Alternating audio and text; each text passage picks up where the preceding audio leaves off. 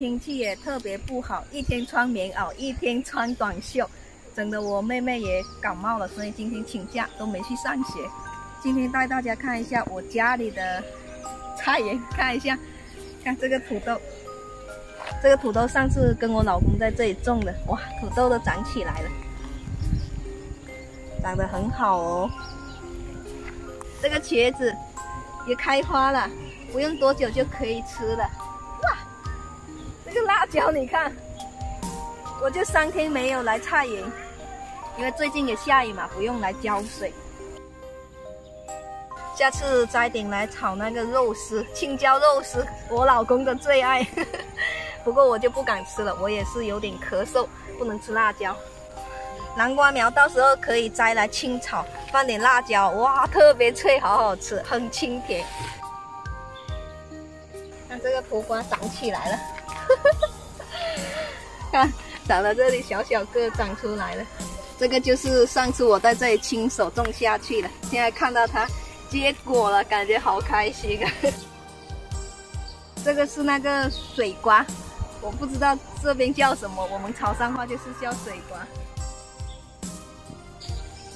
哇，这个柚子好多呀！哇，妈妈，这个是什么呀？这个啊，四季豆，你看这个四季豆长起来了。自己种的菜就是好吃，特别嫩。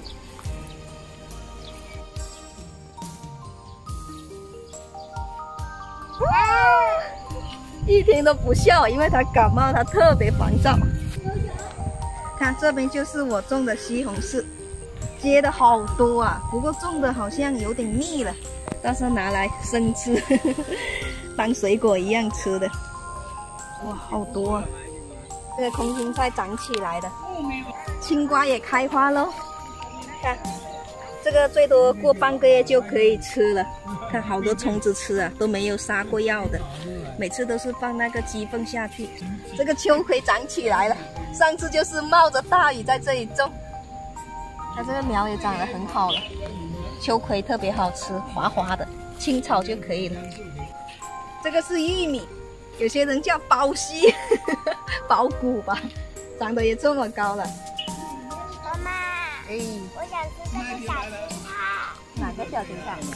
番薯叶是不是？3天前过来的时候啊，长了一点点。你看下了一场大雨，3天后它就长得这么高了。够炒一碟就可以了，反正想吃的时候再来拔。逛了一下菜园，3天没有来这个草，长得还蛮高的，拔一下草吧。反正今天也没有去哪里，小孩不乖就在家里带小孩。妈妈，我也要拔。你休息好不好？这么勤快啊？